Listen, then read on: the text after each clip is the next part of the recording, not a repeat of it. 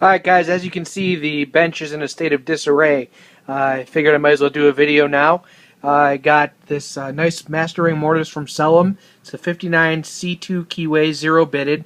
Took it apart. The pins that are in there are almost a half an inch. The Corbin spool pins that they put in there by default. I'm going to have that rekeyed.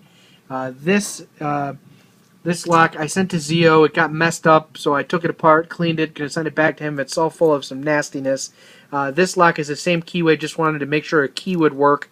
That was part of the problem. The first pin was too long, so you couldn't raise it up enough. That's got set screws on the top and a piece of tape to hold it in place. This I got off of eBay. This is a Schlage Everest D135 keyway, large format interchangeable core, and all it said was D135 core. The keys I noticed said Schlage Primus, which is why I bid on it. I was hoping it was an Everest Primus. Unfortunately, it's not. It's just an Everest, but it's still cool. It's the D135 restricted keyway. The keys have the sidebar milling on them, but there's no sidebar or finger pin. Still pretty cool. Then I also got a nice Sargent padlock for my collection. This one is in really nice shape. It's a LA keyway, which I don't see a lot in 5-pin. Most of those are the U keyway. Had 2 keys. One of them got messed up. Long story.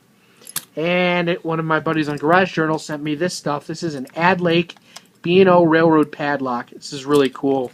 I don't want to close it because I probably won't be able to get it back open. But you can take a look at the keyway right there. And on the back it says B&O-RR with the patent number. It's a very nice lock. And he also sent me this little Yale padlock. Just uses a Y11 blank. And what I've been doing, I don't know if you can see that, but I have a couple people that make keys for me, and I just set the padlocks aside and then write on it with a China marker so I remember what blank it is. So I put Y11 on there. And then when I get the box together, get all the blanks out. It makes it a little easier.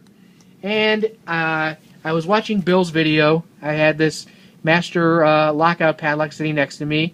Picked it open. And then I realized we had a problem. Started shaking it around.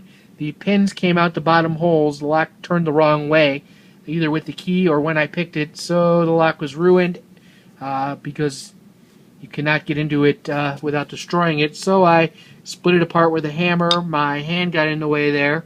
But interestingly, the cylinder, it's 6 pins, pinned in all 5 positions. Here's the key that I have, which is a pretty good bitting. You can take a look at that there. There's the ball bearings, actuator, shackle, and this actually had a C-clip on it. So a lock that conceivably you never can take apart, although I proved that wrong with my hacksaw, has a C-clip to be repinned. And there's the top pins there, 5 spools and 1 serrated. And 2 of the springs are damaged, so I'm going to replace those with spare springs that I already had. And just have an extra cylinder. It's a little beat up now, but gonna get that put back together. And I said I would talk about this Houdini spray again. I used this on several locks, some Medicos that I got in.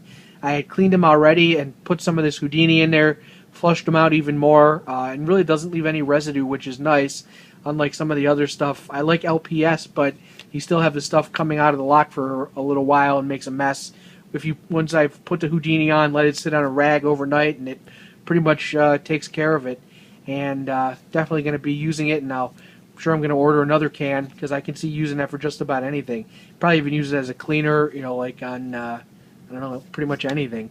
And so yeah, that's the inside of the padlock. It's just molded plastic.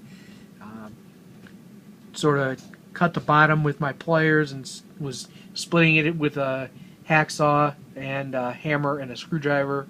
Slipped and hit my hand with a nice U.S.-made Vaughn hammer, which I purchased from my friends at Harry Epstein in St. Louis.